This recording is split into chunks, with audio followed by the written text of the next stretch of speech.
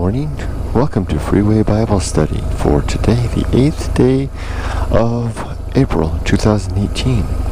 We're at Genesis 28. This is the chapter where Isaac sends Jacob away to get a wife. My name is Kurt Bell. I'm the host of Freeway Bible Study. I'm a non-believer, but I enjoy studying the Bible and other religious texts, and I read of the Bible currently one chapter a day, and then I talk about it during my motorcycle ride to work. So join me now as we go over Genesis 28. So this is the developing story of Jacob, son of Isaac, son in turn of Abraham. Isaac is old now. He has his two primary sons, Jacob and Esau. And Esau has just been deceived of his birthright in Genesis 27 by a deceitful Jacob and his mother Rebekah. And without seemingly any concern for punishing them or any interest in punishing them, Isaac instead brings Jacob to him and suggests that he go to the land of his mother's brother in order to find a wife there.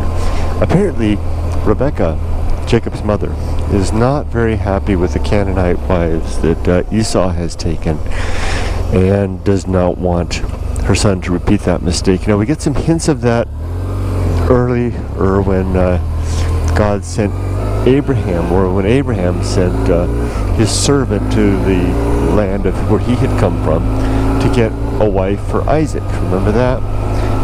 Apparently without any request from God, for that matter. It was just simply Abraham decided to do that, which kind of made sense back in the day, right? You want to keep the family wealth in the family, so to speak. So marrying your cousin or your cousin's cousin wasn't that unusual. So the detractor from that trend seems to be Esau, who has married two women of the Canaanites. Although in the story we don't get any warning. Esau does not appear to be warned by his family not to do that. And we only see Rebekah's displeasure later when at the end of Genesis 27. I'm sorry, at the end of Genesis 26. So it's a complicated story here right now. So just go back to Genesis 28. So Isaac calls Jacob to his tent and says, I want you to go away to your uncle's land and find a wife. Now, this is interesting because in the conclusion of the previous chapter, Rebekah had also sent Jacob away, but for a different reason. She did so because she knew that her other son Esau was scheming to kill Jacob for Jacob's deception and wanted to save her son. So at the end of that chapter, at the end of Genesis 27, I was imagining Jacob, picking up a few things and then heading right out the back door of the tent into the hills, and off he'd go, because Esau was ready to go. Even though Esau said he wouldn't kill his brother until after his father died, I imagined he was, in my mind, I saw him making a hasty getaway. Not so. And apparently Rebekah even had time to talk to Abraham and maybe complain about her daughters-in-law, her Canaanite daughters-in-law, and say, I don't want the same thing to happen. I want you to send Jacob away. And then probably Isaac simply remembered, well, that worked out all right with me. My dad sent a slave to pick out Rebekah for me, and with the exception of her not liking Canaanites, she was a pretty good wife. So off he goes. Isaac is on his way. I'm sorry, Jacob is on his way. And as he's traveling, he comes to a place where apparently there's no place to lodge, so he's going to sleep out in the open. And he lays down on the ground and takes a rock and puts it under his head. Now, he must have a lot of anxiety, a lot of worries, right? I mean, he's in foreign lands, seemingly all alone, sleeping under the stars with a rock for a pillow. It must be a pretty anxious situation. And after he falls asleep, a dream begins. And in the dream, he sees what's called in the King James edition a ladder. onto heaven. I guess that's where we get Jacob's ladder, the concept of that term. But in the New International Version, it's a staircase. So in either case, whatever it is, it's either a ladder or a staircase providing access and ascent and descent to and from heaven to earth. And he sees angels climbing and descending, apparently towards the audience of God, who he can see standing at the top. So, and God begins to speak to him, and God, speaks to him, and I was kind of expecting that God might say something about his deception of the previous chapter, admonishing him for that, or offering some curse or something like that. But he doesn't. He doesn't. No mention at all of Jacob's previous bad ways. And but remember, Rebecca said that all the curse would fall on her. So maybe that's it. We don't know. So God instead offers him a great blessing. He says, the land upon which you lay will be your land for your seed. And this is Jacob. This is God's oft-repeated promise. And I'm sure that Abraham first told Isaac, and then Isaac then told Jacob and Esau. You might hear a voice in your head from time to time in your life. It's the Lord. He has a way of telling you he's going to give us everything, the whole world, but as yet not so much. And I wonder if Jacob at this point is thinking the same thing.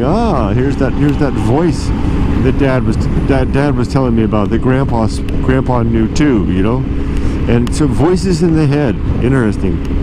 Wonder what we think about that today. So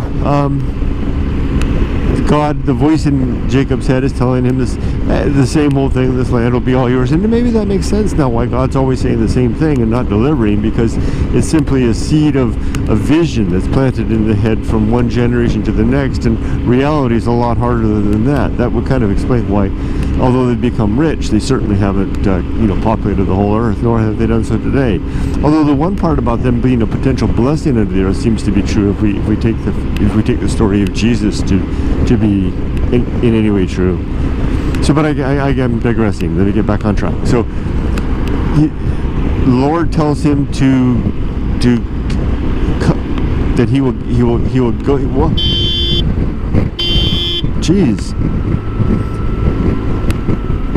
Wow, that guy just came right over. So he tells him to. Let me back off, let this guy go. So he tells him that he will give him everything, and he suggests him that you go north, south, east, and west. And so he wakes up in the morning, and Jacob realizes what has happened, and he realizes he's been speaking with the Lord, and he then takes that stone that he had used as a pillow, and sets it up as a little altar and pours some oil over it, and in so doing makes this basically a temple. And he changes the name of the place to Bethel it had a lure or something like that, which confused me because there's already a place called Bethel over by the coast. Because remember, Abraham, that's where, just outside of Bethel is where Abraham set up his altar and revisited his altar. Interesting, because I think that I remember that Jacob is going to visit this place too. As well, let's go by this guy, see if there's any repentance from him. No. Oh well, not that I'm asking for any. It was kind of, that little incident was kind of a mutual one, right? He made it over to the right lane, and had a change, just as I was coming over into the right lane, and he had a change of heart and came back over real quick. So if it seemed like I blasted the horn a bit at him, that was mostly just as kind of an opportunity to ask him to please keep in mind the motorcycles. That was pretty much an honest mistake. So there you go. So okay, so now we have the temple set up, which is basically a rock with some oil on it, and And I think that's it, right? Yeah, that's the end of the chapter right there. Oh, no. Jacob put some conditions on his allegiance to the Lord. He says, if you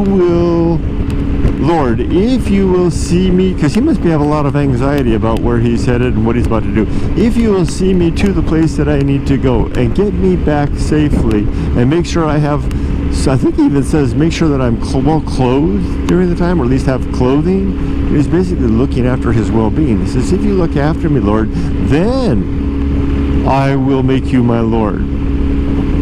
Wow, that sounded, it wasn't until the third or fourth reading that I picked up on that Jacob put some conditions on his allegiance to the Lord. It wasn't a matter of saying, thank you, Lord, I will, you have my allegiance forever. You are my Lord, let God's will be done. No, it's like, well, yeah, this sounds like a pretty good deal, this whole thing you're offering me, the seeds of the earth and to own everything north, south, east, and west, but I'll follow through if you can see me through this current journey and make sure I've got some decent clothes to wear. Interesting. And that's pretty much how it ends. Now, I was struck by this chapter by the fact that, again, that God does not seem to punish Jacob for his deception in Genesis 27. The deception where he basically stole Esau's blessing, which was a right of the firstborn. But I wonder if he gave that up in selling his birthright. If that's the case, then that's a whole different matter. But there's no indication that that's the case, and no one suggested that to me. Interesting. That just kind of came to me all of a sudden. I wonder if, because remember, Esau sells his birthright to Jacob when they're much younger for a bowl of lentil soup. And I wonder if in selling that birthright he also gave up his blessing at the same time. I posed this question on Facebook. It'll be interesting to see if anybody offers that as an answer, which I think I'd have to accept that as an answer, right? If Esau really did sell his birthright, and part of his birthright is to take his father's blessing as the oldest, then he did nothing. Then Jacob did nothing more than fulfill part of the bargain, and he would be blameless in God's eyes. Yeah, I think that might be. Well, that's a plausible reason, and that would also explain why God didn't punish him.